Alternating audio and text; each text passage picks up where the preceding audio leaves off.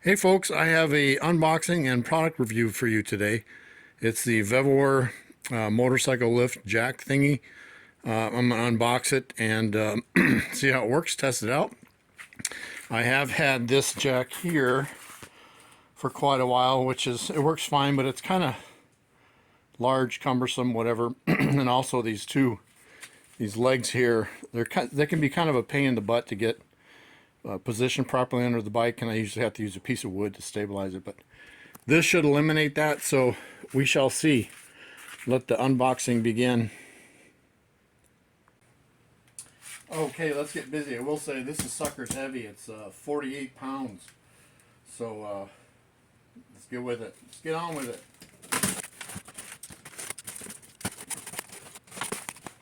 There it is. Just want to say I am not sponsored or whatever by VEVOR. I did pay for this with my own money. So this is the one with the roller stand. They do make one without the rollers. It's 80 bucks on Amazon. I'll leave a link.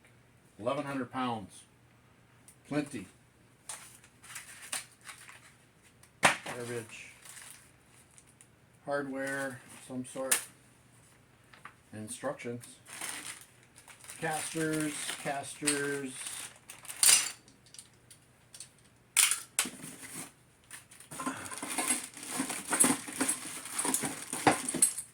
Handle.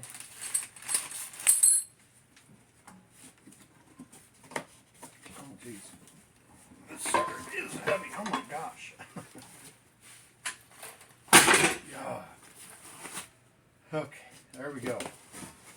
I assume I got to put the casters on first. I notice right away that the paint is coming off on this. I've got orange scrapey paint and the paint's all marred up. No big deal. It's going to get all beat up anyways. That's it in the box.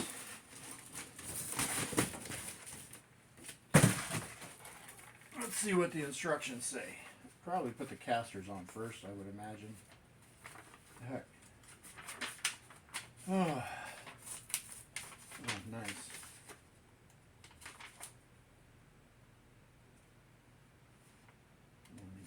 Use, operation, warning, and maintenance. Okay, so there's no assembly instructions that I can see. Just operation instructions. So we'll have to figure this out by ourselves, which is not hard. Not hard to do.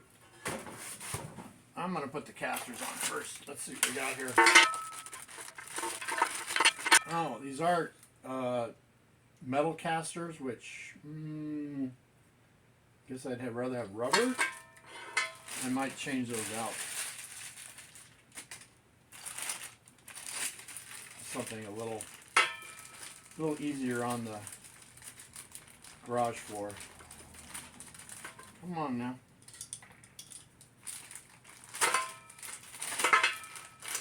And they are all swivel casters. Non-locking. Might be nice to have some locks on there.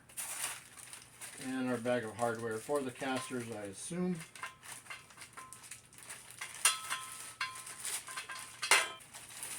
Okay, let's dump the hardware out.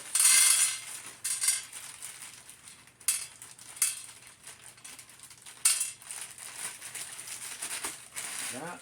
Goodbye. Okay, assuming the caster's got to go there, right? Yepper.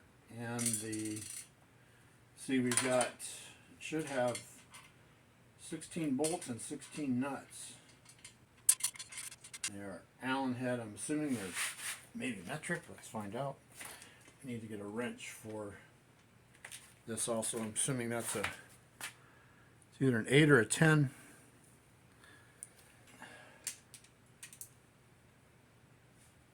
So the nuts are 10 millimeter. Are they? Yes, 10 millimeter. And I'm assuming this would be a 5 millimeter Allen. It is. Okay, so we need that. I need a 5 millimeter and a 10 millimeter socket. 5 millimeter Allen, 10 millimeter socket. So these are nylock, so shouldn't be any need for ooh, this is the wrong way. Goes this way, frostbite. That's the wrong way.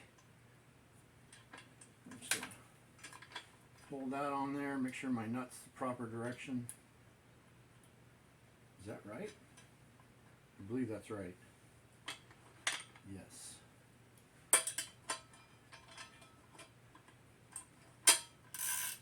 And I'm just going to do these loosely and tighten them all up at the same time.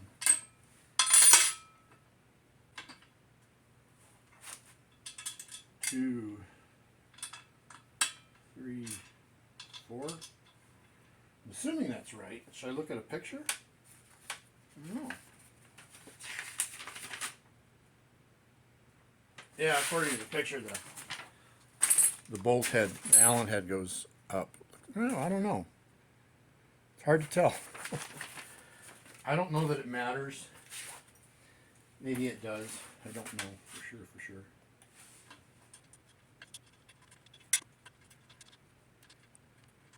One. Isn't 1 the loneliest number that could ever be?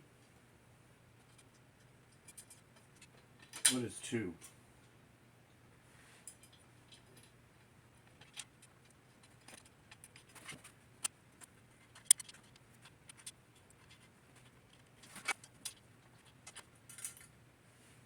I would think 0 would be the loneliest number that ever could be. But 0 is not a number, is it?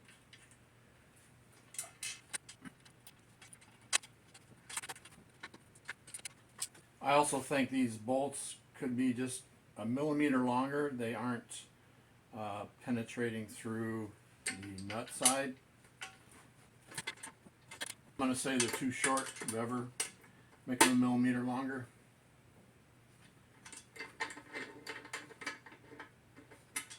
Because on that lock nut, you're just not lock, but on the nylock, you're just barely engaging.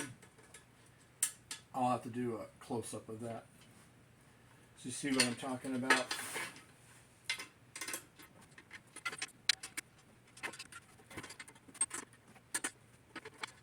Okay, the casters are on. And I'll bring you in close and I'll show you what I was talking about with bolts. Well, I guess they're okay. Let me bring you in close, I'll show you.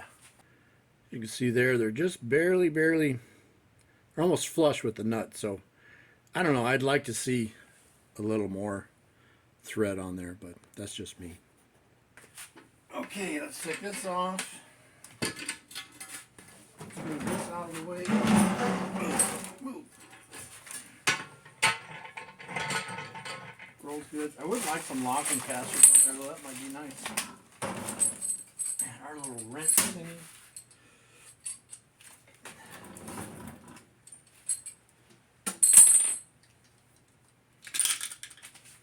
This, I'm assuming, like so. You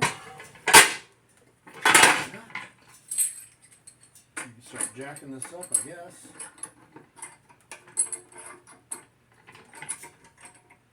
Let's see how it lifts up the TW. Make sure we're positioned properly so you can see that. Okay, let's see how this lifts the TW200 up. I'm sure it'll be just fine.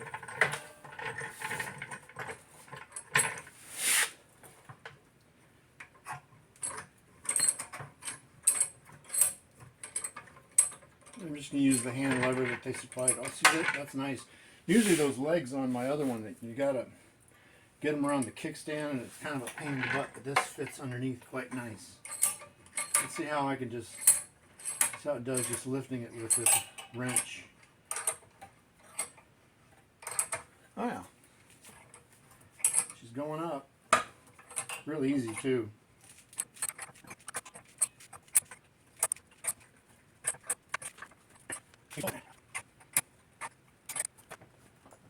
There we go.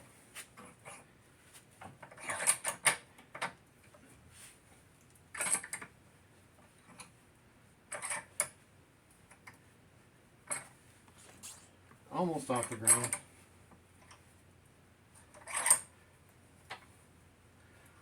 Now we're off.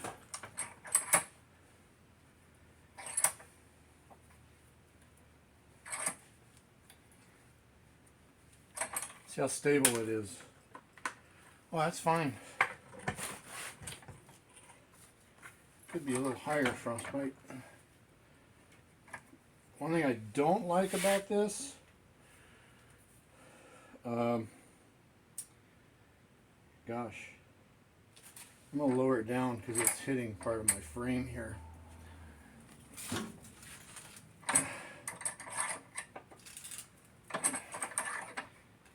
Kind of going kittywampus on them.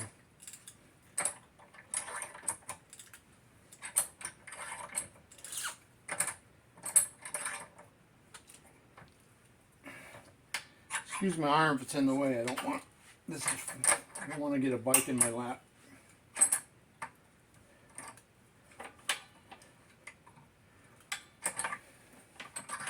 I just need to reposition this.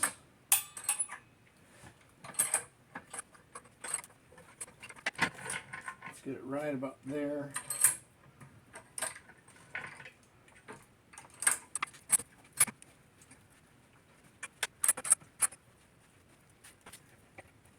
Not off the ground in the rear yet.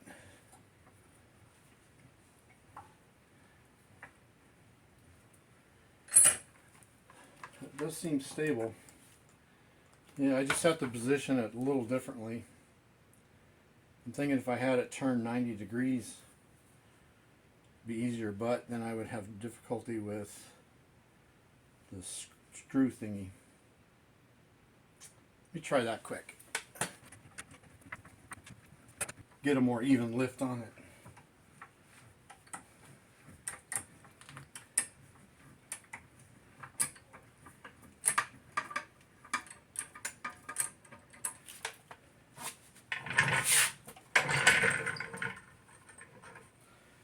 Let's try that.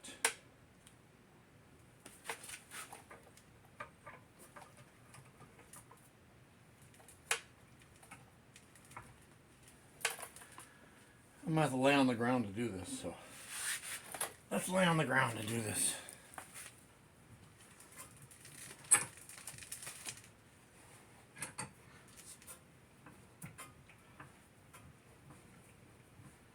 That's not too bad.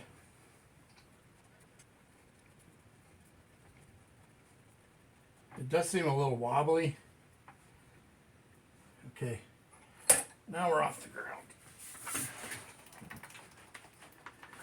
I think also I'll add some hold downs. I don't like the fact that I don't have any tie downs. It seems stable enough, but I think if you were to bump it hard enough, it would end up in your lap. So, okay, just a little update what I'm doing. I'm using these 1/4-inch hoopy thingies and a 3/8 turnbuckle. This goes from about 10 inches to I believe 17 inches, if we can see that. So I've got one installed, I'll install the other one, and we'll see how that goes. Now these turnbuckles I bought, you can see it has a closed loop on one side, so I'll put that on my little hoopy thing here, and a hook on the other, which I can hook to the frame or most likely a foot peg. Okay, so I got both turnbuckles installed. Now is just to lift the bike up and secure it, see how it works. Okay, I got the other side secured. I'm going to secure this left side. If you aren't familiar with turnbuckles, one thread is left-hand thread, the other is right-hand thread. So you can just simply hook it on your foot peg and just start turning her down. It's that easy. It's got kind of a handle here, I guess you could call it. You can get it pretty dang tight. Tight as you need. Much better. I like that much better. So my overall review of the VEVOR Motorcycle Lift 110203 with the casters on it. It works. It's good. If it just had just this little hoopy thing and maybe some turnbuckles for another, I don't know. These actually were about $7.79 each. So, and these were probably a couple bucks each. So for $20, you could make it much more safe. I'm more comfortable with it. Now it's not gonna, I mean, it's still gonna rock a little, but that's okay. I can still tighten it down more if I want to, but I'm much more comfortable with that. I don't have to worry about slipping off or anything, but for what it is, it's a good product. I think the fit and finish is a little iffy. It's Chinesium. But you know, I looked at the Tusk lift, their scissor lift. It's only good for 300 pounds. My KTM weighs 320 right out of the box with nothing in it. So the TW200 is at 275, which would handle the Tusk lift. But I need something that'll just roll around. And it is kind of nice because having 4 swivel casters, I don't have to worry about it tracking weird or anything, but this will work. So I'm happy with it. So for, like I said, for 80 bucks plus another $20 in turnbuckles and hoopy thingies, you're good to go. All right, hope that was helpful. Hope that was informative. So give me a subscribe, give me a thumbs up. Alrighty, later.